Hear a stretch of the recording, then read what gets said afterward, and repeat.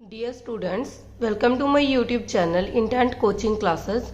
आज हम क्लास 10 का चैप्टर नंबर 10 सर्कल्स उसकी एक्सरसाइज 10.2 स्टार्ट करेंगे।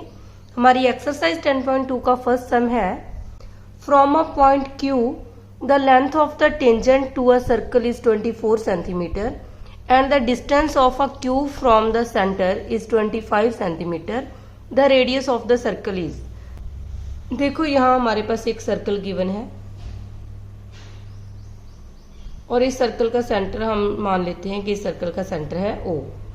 ठीक है, हमें कहा गया है कि Q पॉइंट से जो लेंथ ऑफ टेंजेंट है सर्कल की वो 24 सेंटीमीटर है। सपोज हमारे पास ये टेंजेंट है PQ, ठीक है, इसकी लेंथ है 24 सेंटीमीटर और the distance of a Q from the centre, इस पॉइंट का सेंटर से जो डिस्टेंस है वो हमारे पास दिया हुआ है 25 सेंटीमीटर। हमने फाइंड आउट करनी है रेडियस ऑफ अ सर्कल, मतलब OP की वैल्यू हमने फाइंड आउट करनी है। देखो हम इसको किस तरह सॉल्व कर सकते हैं। देखो फर्स्ट हमें ये पता है कि जो OP है रेडियस और ये है सर्कल की टेंजेंट PQ, और जो रेडियस होती है वो टेंजेंट के ऊपर परपेंडिकुलर होती है, मतलब ये 90 डिग्री का एंगल बना रही है, क्योंकि हमने ये 10.1 थ्योरम में रिजल्ट पढ़ा हुआ है कि जो OP है वो परपेंडिकुलर है PQ में। ठीक है, थ्योरम नंबर 10.1। तो अब हमारे पास ये 90 डिग्री का एंगल है, इसका मतलब ये हमारे पास राइट एंगल ट्रायंगल बन गई। और राइट एंगल ट्रायंगल की जब हमारे पास 2 साइड्स गिवन है और हमने तीसरी साइड फाइंड आउट करनी होती है तो यूजिंग पाइथागोरस थ्योरम हम इसको फाइंड आउट कर सकते हैं। ठीक है, यूजिंग पाइथागोरस थ्योरम।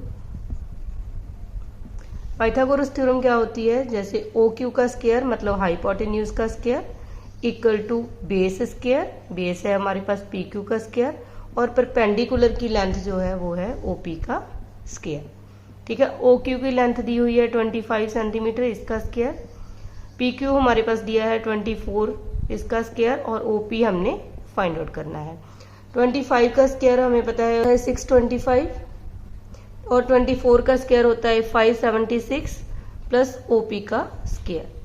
ठीक है, 625 में से 576 को माइनस कर देंगे, इस साइड रख लेंगे OP का स्क्वायर। इन दोनों की सब्ट्रैक्शन करेंगे तो यहाँ हमारे पास आ गया 49 is equal to OP square, और OP की जो लेंथ है वो आ जाएगी 49 का स्क्वायर रूट कर देंगे तो ये आ जाएगी 7।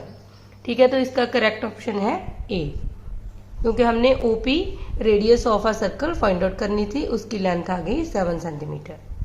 हमारा सेकंड सम है, in a figure 10.11 if TP and TQ are the two tangents to a circle with center O so that POQ is equal to 110 degree, then हमने फाइंड आउट करना है PTQ is equal to। ठीक है, देखो हमें ये circle given है और ये इसका सेंटर है, यहाँ POQ एंगल दिया है 110 और PT एंड QT ये दोनों हमारे सर्कल की टेंजेंट है, तो हमने ये वाला एंगल फाइंड आउट करना है PTQ।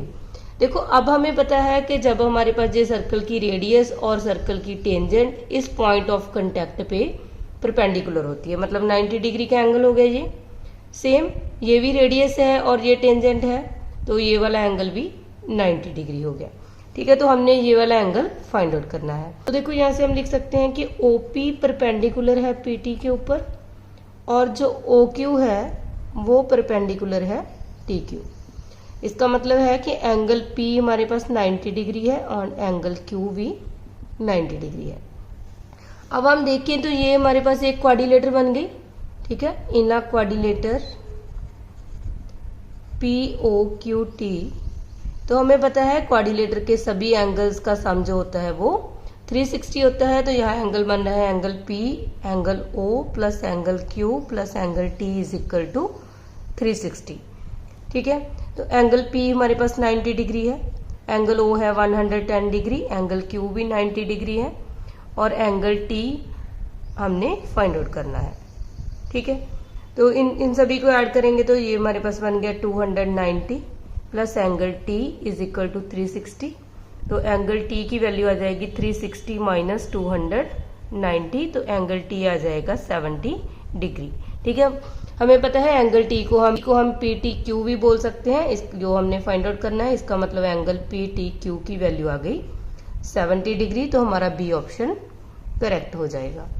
हमारा थर्ड सम है, if tangents P A and P B from a point P to a circle with centre O are inclined to each other at angle of 80 degree then P O A is equal to. देखो सबसे पहले हम इसकी diagram बनाते हैं।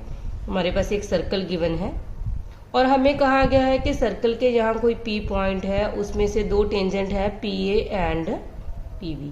Suppose हमने एक tangent ले ली ये वाली, ये हमारा ए पॉइंट है, और एक टेंजेंट है ये हमारा बी पॉइंट है। इन दोनों टेंजेंट के बीच में जो एंगल हमारा बन रहा है वो है 80 डिग्री, और जो सेंटर है सर्कल का वो है ओ। हमने ओ को ए से ज्वाइन कर लिया और ओ को बी पॉइंट से ज्वाइन कर लिया। ठीक है, तो हमारी फिगर इस तरह बन गई। हमने फाइंड आउट करना है एंगल पी ओ ए।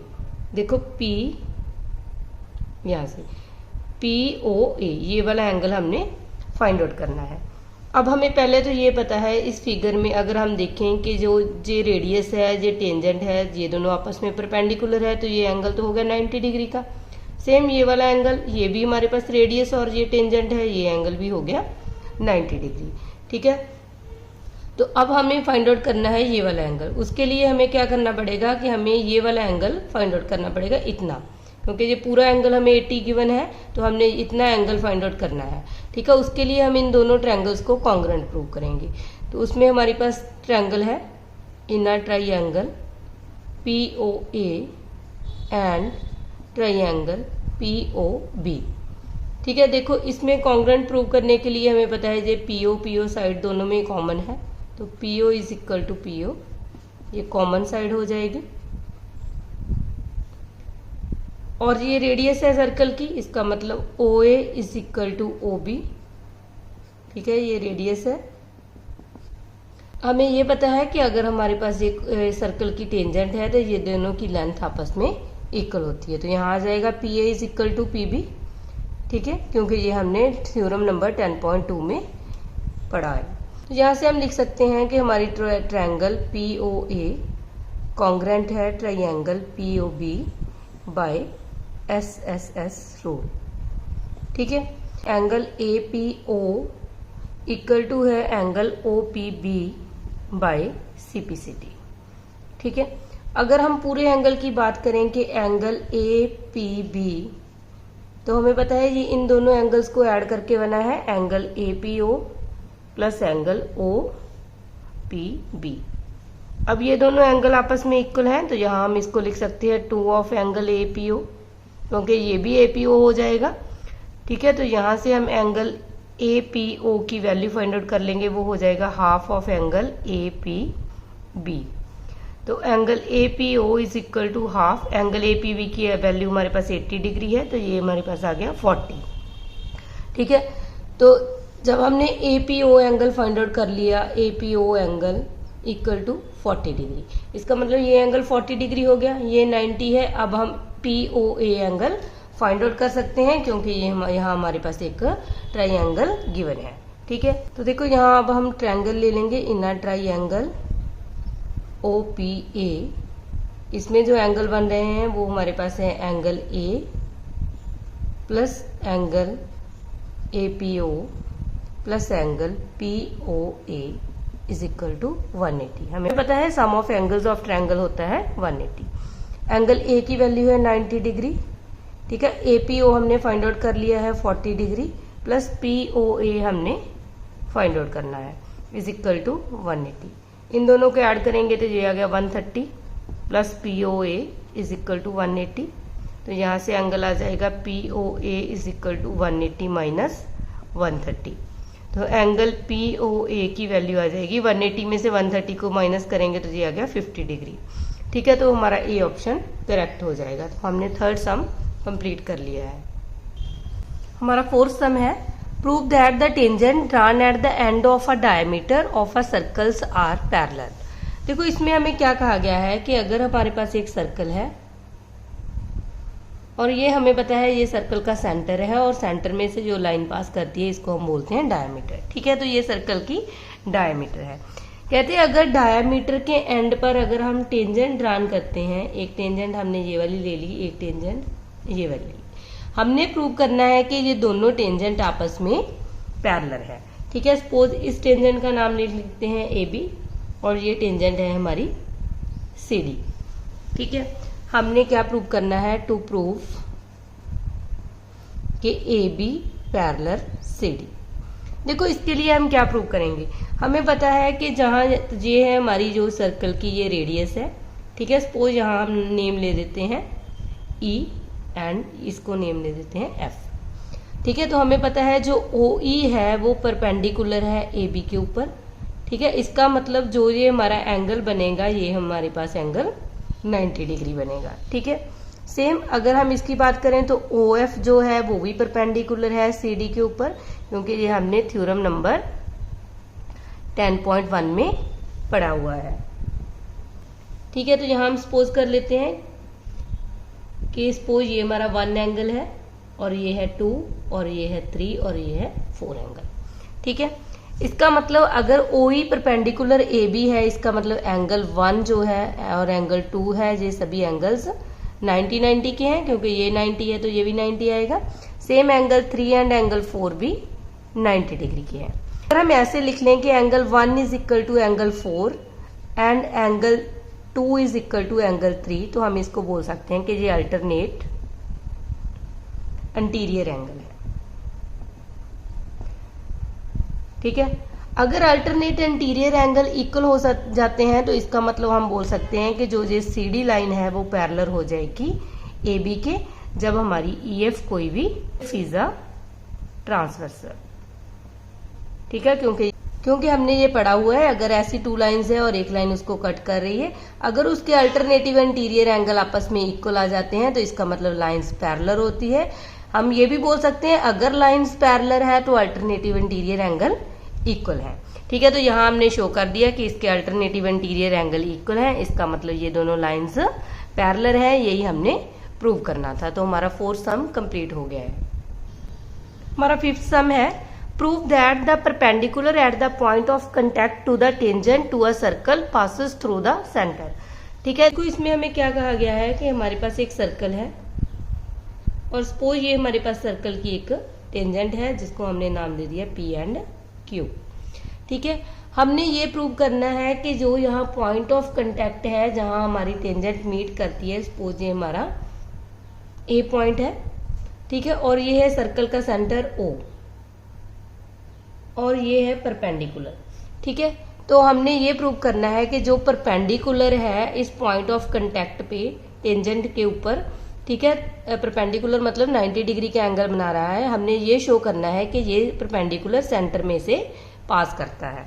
ठीक है, देखो इसको हम प्रूव करने के लिए हमें ये तो दिख ही रहा है क्योंकि ये रेडियस है और रेडियस सेंटर में से पास करती है और ये हमारी टेंजेंट के परपेंडिकुलर होती है। लेकिन हम और एक पॉइंट ले लेते हैं, सपोज ये हमारा बी पॉइंट है, हम सपोज कर लेते हैं कि जो जो बी पॉइंट है वो हमारा परपेंडिकुलर है इसके ऊपर। ठीक है, तो हम लिख लेते हैं let us assume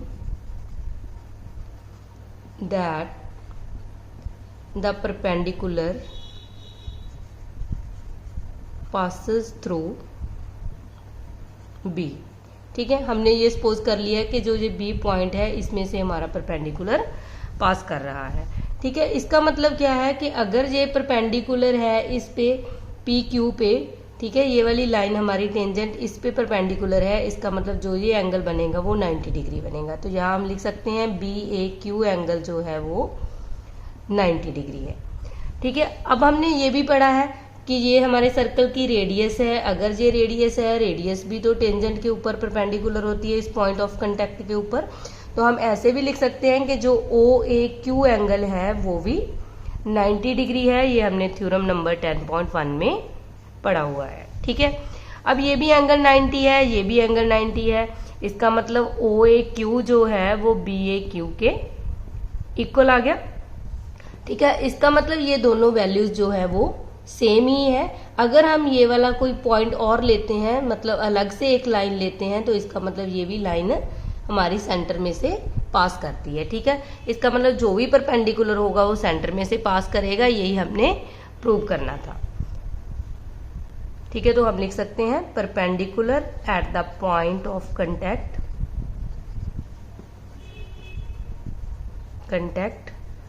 to the tangent to a circle passes through the center।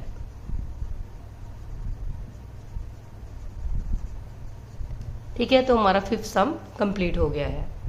हमारा 6th सम है the length of a tangent from a point A at a distance 5 centimetre from the centre of the circle is 4 centimetre, find the radius of the circle. देखो इस सम में, देखो इसमें हमें क्या कहा गया है कि ये हमारे पास एक सर्कल है, ठीक है, और ये हमारे पास एक पॉइंट है सपोज ए, ठीक है। हमें ये कहा गया length of tangent from a point A at a distance 5 centimetre from the centre. जो ये ए पॉइंट है वे सेंटर से 5 सेंटीमीटर के डिस्टेंस पर है, ठीक है। इससे जो लेंथ ऑफ टेंजेंट है सर्कल की, ये हमने टेंजेंट ड्रा कर ली, सर्कल की जो लेंथ ऑफ टेंजेंट है सपोज ये हमारा बी पॉइंट है, हमारी टेंजेंट है, तो इसकी लेंथ हमारे पास दी हुई है 4 सेंटीमीटर, ठीक है। और रेडियस ऑफ अ सर्कल हमने फाइंड आउट करनी है, तो हमने ये वाली value O B find out करनी है, ठीक है। तो हमें ये पता है कि जो ओ बी है रेडियस वो परपेंडिकुलर है ए बी से, ठीक है। जो रेडियस है वो इस पॉइंट ऑफ कंटेक्ट पे परपेंडिकुलर होती है, इसका मतलब जो एंगल बी है वो आ गया 90 डिग्री फ्रॉम थ्योरम नंबर 10.1, ठीक है। उसमें हमने ये रिजल्ट पढ़ा हुआ है। अब हमें पता है कि अगर ये 90 डिग्री है तो ये हमारे पास बन गई राइट एंगल ट्रायंगल, ठीक है। अगर ये राइट एंगल ट्रायंगल है तो बाय पाइथागोरस थ्योरम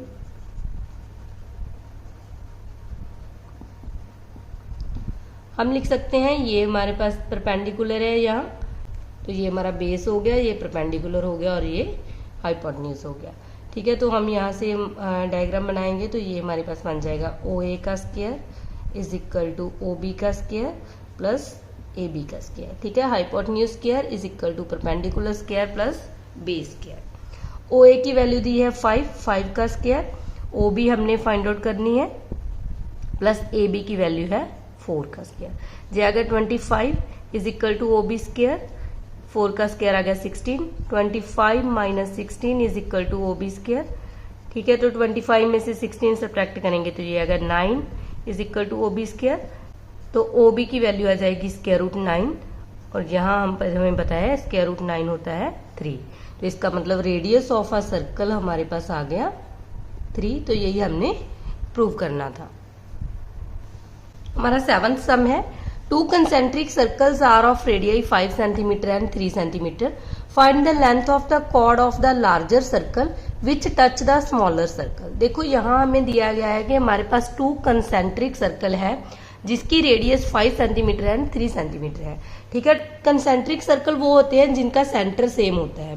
सपोज एक हमने सर्कल ले लिया, इस सर्कल का सेंटर है O और रेडियस सपोज है इसकी 3 सेंटीमीटर, ठीक है। सेम सेंटर होना चाहिए। एक और सर्कल है जिसकी रेडियस है 5 सेंटीमीटर, तो हमने एक सर्कल और ले लिया, सपोज सेंटर सेम है लेकिन इसकी जो रेडियस है वो हो गई 5 सेंटीमीटर, ठीक है। इस तरह हमारे पास 2 कंसेंट्रिक सर्कल दिए हुए हैं। गया है कि find the length of the chord of larger circle which touch the smaller circle. हमने लेंथ फाइंड आउट करनी है, उस कॉर्ड की जो लार्जर सर्कल की है लेकिन वो हमारे स्मॉलर सर्कल को टच कर रही है, ठीक है। तो हमने एक ऐसी लाइन बना ली, देखे जाए तो ये हमारे जो बड़ा वाला सर्कल है, ठीक है, लार्जर सर्कल उसकी तो कॉर्ड है, लेकिन जो छोटे वाला सर्कल है उसको ये लाइन टच कर रही है 1 पॉइंट पे, तो ये इसकी हो गई टेंजेंट, ठीक है। अगर ये इसकी टेंजेंट है तो हमने इसकी वैल्यू फाइंड आउट करनी है। तो सपोज ये हमारा पॉइंट ऑफ कांटेक्ट है P, ठीक है, ये हमारे सर्कल का सेंटर है, इसको हम O से सपोज कर लेंगे। अगर हम O को P से जहां तक ड्रा कर देते हैं तो ये हमारे छोटे वाले सर्कल की रेडियस है, ठीक है। तो हमने इसकी लेंथ फाइंड आउट करनी है पूरे AB की। अब हमने क्या किया, O एंड B को ज्वाइन कर लिया, सेम O एंड A को भी ज्वाइन कर लिया, ठीक है। अब देखो अगर हम देखें कि ये O से लेके B तक जो है सर्कल के सेंटर से लेके सर्कल के किसी भी पॉइंट तक का जो ये डिस्टेंस है ये सर्कल की रेडियस होती है। तो ये बड़े वाले सर्कल की रेडियस है जिसकी लेंथ हमारे पास दी है 5 सेंटीमीटर।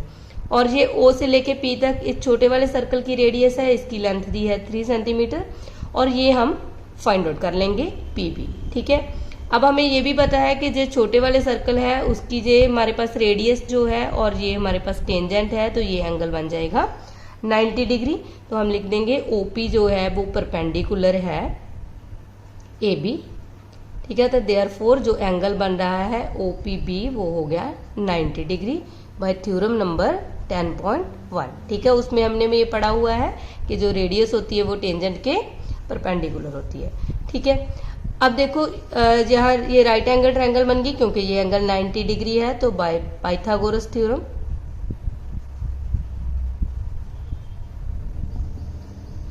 तो हमें पता है हाइपोटेन्यूज का स्क्वायर मतलब OB का स्क्वायर इज इक्वल टू हो जाएगा OP का स्क्वायर प्लस PB का स्क्वायर।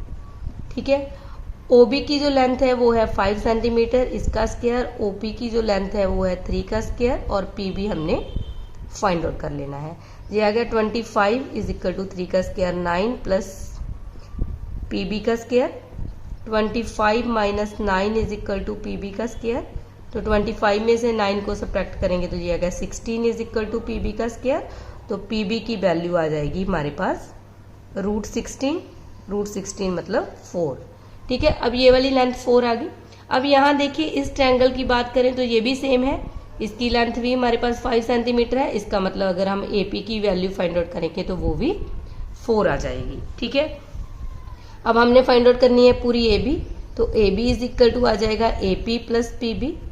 AP की लेंथ भी 4 है और PB की भी 4 है, तो इसका मतलब पूरा AB आ गया 8 सेंटीमीटर। तो यही हमने फाइंड आउट करनी थी लेंथ ऑफ कॉर्ड। ठीक है, तो हमारा 7th सम कंप्लीट हो गया है। हमारा 8th सम है, a quadrilateral ABCD is drawn to circumscribe a circle, prove that AB plus CD is equal to AD plus BC। देखो इसमें हमें क्या कहा गया है कि ABCD एक हमारे पास क्वाड्रिलेटर है जो सर्कल सर्कमस्क्राइब है। मतलब क्या है कि जो एक सर्कल है क्वाड्रिलेटर के ये पॉइंट्स उसको टच करते हैं, मतलब क्वाड्रिलेटर इसके बाहर दी हुई है। ठीक है, और हमने ये प्रूव करना है कि अगर हम AB साइड और CD साइड दोनों को ऐड कर दें और AD साइड और CB साइड इन दोनों को ऐड कर दें तो ये दोनों रिजल्ट आपस में इक्वल है। देखो इस सम में हमने ये रिजल्ट पढ़ा हुआ है। तो देखो हमने ये 10.2 थ्योरम में रिजल्ट पढ़ा हुआ था कि अगर हमारे पास एक सर्कल है और जहाँ उसका कोई भी एक्सटर्नल पॉइंट है, अगर हम उससे जो टेंजेंट ड्रान करते हैं तो उनकी लेंथ ऑलवेज इक्वल होती है। ठीक है, तो सेम हम इस पे प्रूव करेंगे। सपोज ये D हमारा एक्सटर्नल पॉइंट है, अब ये दोनों टेंजेंट है DR एंड DS, तो इन दोनों की लेंथ आपस में इक्वल होगी। तो यहाँ से हम लिख देंगे DS is equal to DR by theorem number 10.2। ठीक है, सेम अगर A हमारा एक्सटर्नल पॉइंट है और AS और AP की लेंथ भी आपस में इक्वल होगी, तो यहाँ से हम लिख देंगे AS is equal to AP। Same ये हमारी इक्वेशन नंबर 1 है और ये इक्वेशन नंबर 2 है। ठीक है, अब नेक्स्ट देखें तो ये जो C पॉइंट है ये भी हमारा एक्सटर्नल पॉइंट है और ये दोनों भी टेंजेंट है, तो इनकी लेंथ भी इक्वल होगी। तो यहाँ से हमारे पास आ जाएगा CQ is equal to RC। ये आ गई इक्वेशन नंबर 3। अगर ये B पॉइंट है ये भी एक्सटर्नल पॉइंट है, इसका मतलब इन दोनों की लेंथ भी इक्वल होगी। तो यहाँ से हमारे पास बन जाएगा BQ is equal to PB। ठीक है, ये आ गई इक्वेशन नंबर 4। अब हम सभी इक्वेशंस को ऐड कर लेंगे 1, 2, 3 एंड 4। ठीक है, एडिंग 1, 2, 3 एंड 4 इनको ऐड करेंगे तो ये आ गया DS plus AS plus CQ plus BQ और इस साइड बन जाएगा DR plus AP plus RC plus PB। ठीक है, अब देखो DS में हमने AS ऐड कर लिया तो ये पूरी लाइन बन गई हमारी AD और CQ में अगर हम BQ ऐड करें तो ये पूरी लाइन हमारी बन गई BC। ठीक है, हमने उसके अकॉर्डिंग ही लेना है जिस तरह हमने ये प्रूव करना है। ठीक है, सेम अगर हम DR में RC ऐड कर दें, DR और RC इन दोनों को ऐड कर दें तो ये पूरी लाइन हमारी बन जाएगी CD और अगर हम AP में PB ऐड कर दें तो ये पूरी लाइन हमारी बन जाएगी AB। ठीक है, तो इन दोनों को ऐड करके हम लिख सकते हैं AB। तो यही हमने प्रूव करना था, हमारा 8th सम कंप्लीट हो गया है। इन अ फिगर 10.13 ये फिगर हमारे पास गिवन है, X Y and X dash Y dash are two parallel tangent. देखो ये एक एक्स वाई है और एक एक्स डैश वाई डैश, ये दोनों पैरेलल टेंजेंट हमारे पास गिवन है to a circle with centre O. ठीक है, उस सर्कल के जिसका सेंटर ओ है। And another tangent A B with point of contact C intersecting X Y at A and X dash Y dash at B. एक और tangent है, ये वाली दी हुई है ए बी, जो सी पॉइंट पे कांटेक्ट कर रही है। ठीक है, और इंटरसेक्ट करती है एक्स वाई को ए पॉइंट पे और एक्स डैश वाई डैश को बी पॉइंट पे। Prove that A O B is equal to 90। हमने ये प्रूव करना है कि जो ए ओ बी एंगल है ये वाला, ये 90 डिग्री है। ठीक है, तो देखो हम इसको किस तरह प्रूव कर सकते हैं। अगर हम देखें कि ये देखें तो ये भी हमारी एक ट्रायंगल बन रही है। अगर हम इसको ज्वाइन कर दें ओ को सी से तो ये भी एक ट्रायंगल बन रही है। ठीक है, सिमिलर ये भी एक ट्रायंगल है और ये भी एक ट्रायंगल है। अब जो ये एंगल बन रहा है, सपोज ये 1 एंगल है, ये 2 है, ये 3 है, ये 4 है। अगर हम 2 और 3 को ऐड कर दें तो हमने प्रूव करना है इन दोनों का सम 90 डिग्री है। देखो इसको प्रूव करने के लिए हम क्या करेंगे, पहले हम इन दोनों ट्रायंगल्स को कॉन्ग्रुएंट प्रूव करेंगे। ठीक है, in a triangle O A P and triangle O A C. एक तो ये वाली ट्रायंगल ले ली हमने और एक ये वाली ट्रायंगल ले ली। अब देखो इस ट्रायंगल्स में दोनों में ओ ए दोनों साइड ये कॉमन है, O A is equal to O A common side है, और OP और OC ये दोनों सर्कल की रेडियस है, इसका मतलब ये इक्वल होगी। OP is equal to OC, ये आ गई रेडियस ऑफ अ सर्कल। और अगर हमें ये एक्सटर्नल पॉइंट है, ये दोनों सर्कल के ऊपर टेंजेंट ड्रान हो रही है, तो इसका मतलब इन दोनों की लेंथ भी इक्वल होगी। तो यहां से आ जाएगा PA is equal to AC by theorem 10.2। ठीक है, उसमें हमने ये रिजल्ट पढ़ा हुआ है। तो बाय SSS रूल तो हम लिख सकते हैं ट्रायंगल OAP कॉन्ग्रुएंट हो गई ट्रायंगल OAC। अगर ये दोनों ट्रायंगल्स कॉन्ग्रुएंट है तो हम लिख सकते हैं angle 1 is equal to angle 2। ठीक है, सिमिलर हम इन दोनों ट्रायंगल्स को प्रूव कर लेंगे। Similarly triangle OCB and triangle OBQ। ठीक है, ये वाली ट्रायंगल और ये वाली ट्रायंगल हमने ले ली। इसमें भी सेम है, जो OC साइड है वो OQ के इक्वल है क्योंकि ये दोनों सर्कल की रेडियस है। OB जो है वो OB के इक्वल है, ये दोनों कॉमन है, और ये दोनों सर्कल की टेंजेंट है QB is equal to BC। ठीक है, तो बाय SSS रूल ये भी दोनों ट्रायंगल्स जो है हमारी वो कॉन्ग्रुएंट हो जाएगी। OCB कॉन्ग्रुएंट है ट्रायंगल OBQ बाय SSS। अगर ये दोनों कॉन्ग्रुएंट हैं तो यहां से हम लिख सकते हैं angle 3 is equal to angle 4 by CPCT। ठीक है, अब यहाँ 1 और 2 एंगल इक्वल है, सपोज ये हमारी इक्वेशन नंबर 1 है, और एंगल 3 और 4 को इक्वल प्रूव कर लिया तो ये हमारी इक्वेशन नंबर 2 है। अब जब देखें तो ये हमारे पास एक लाइन है और ये सभी उसके ऊपर एंगल बन रहे हैं, तो ये हमारे सभी एंगल्स जो हैं वो लीनियर पेयर है, तो इनका सम होता है 180। तो वो मैं नेक्स्ट पेज पे करती हूँ। तो अब हम बोल सकते हैं कि ये हमारे पास angle 1 plus angle 2 plus angle 3 plus angle 4 सभी को ऐड कर देंगे तो इनका सम आ जाएगा 180, बिकॉज ये हमारे लीनियर पेयर बन रहे हैं। ठीक है, तो अभी हमने प्रूव किया कि एंगल जो 1 है वो एंगल 2 के इक्वल है और एंगल 3 जो है वो एंगल 4 के इक्वल है। यहाँ हमने 2 और 3 को लेना है, इसका मतलब जहां जो एंगल 1 लिखा है उसकी जगह पे भी हम एंगल 2 फिल कर लेंगे। ठीक है, और यहाँ जो एंगल 4 है उसकी जगह पे भी एंगल 3 लिख लेंगे क्योंकि ये दोनों आपस में इक्वल है। ये हमारे पास बन गया 2 angle 2 plus 2 angle 3 is equal to 180। यहाँ से 2 कॉमन आ जाएगा, angle 2 plus angle 3 is equal to 180, और angle 2 plus angle 3 is equal to आ जाएगा 180/2 90 डिग्री। ठीक है, तो एंगल 2 प्लस एंगल 3 हमें पता है ये पूरा एंगल बन गया एंगल AOB, तो एंगल AOB हो गया 90 डिग्री। यही हमने प्रूव करना था। तो हमारा 9th सम कंप्लीट हो गया है। हमारा 10th सम है, prove that the angle between the two tangents drawn from an external point to a circle is supplementary to the angle subtended by the line segment joining the point of contact at the centre. देखो इसमें हमें क्या कहा गया है कि हमारे पास एक सर्कल है, ठीक है, सर्कल के बाहर एक एक्सटर्नल पॉइंट है, सपोज पी पॉइंट, उसमें से हमारे पास ये दो टेंजेंट ड्रॉन होती है, suppose P A and P B. ठीक है, पहले तो यही कहा गया angle between the two tangents drawn from the external point to a circle, मतलब जो ये वाला एंगल बन रहा है, ठीक है, इज सप्लीमेंट्री है to the angle subtended by the line segment joining the point of contact at the centre. अगर हम ये पॉइंट ऑफ कंटैक्ट है, अगर हम इनको ज्वाइन कर दें और सेंटर के साथ जो इनका एंगल बन रहा है, ये वाला एंगल, ठीक है, तो इस एंगल और इस एंगल, इन दोनों का जो सम है वो हमें कहा गया है कि ये सप्लीमेंट्री है। सप्लीमेंट्री मतलब 180 है, ये हमने शो करना है। ठीक है, अब हमें ये पता है कि अब अगर हम देखें कि ये हमारे पास, अब देखो इसको हम किस तरह सॉल्व करेंगे। हमें पता है ये सर्कल का सेंटर है और ये सर्कल की रेडियस है और ये टेंजेंट है, तो रेडियस टेंजेंट के परपेंडिकुलर है, तो ये एंगल 90 डिग्री हो जाएगा। सिमिलर ये वाला एंगल भी 90 डिग्री हो जाएगा। अब ये पूरी देखिए हम ओ ए पी बी, तो ये क्वाड्रिलेटर है, क्वाड्रिलेटर के सभी एंगल्स का सम जो होता है वो 360 होता है।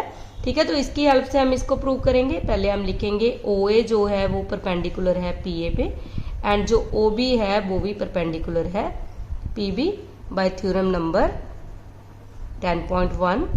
ठीक है, इसका मतलब जो angle A and angle B है वो है हमारे पास 90 डिग्री। ठीक है, अब हम सॉल्व करेंगे in a quadrilateral O A P B, तो इसके एंगल है हमारे पास angle O plus angle A plus angle P plus angle B, सभी का सम हो जाएगा 360 डिग्री। ठीक है, angle O and angle A की वैल्यू है 90, angle P as it is लिख लेंगे और एंगल B की वैल्यू है 90 डिग्री। ठीक है, इक्वल टू 360, तो ये हमारे पास बन जाएगा angle O plus angle P is equal to 90 plus 90 180।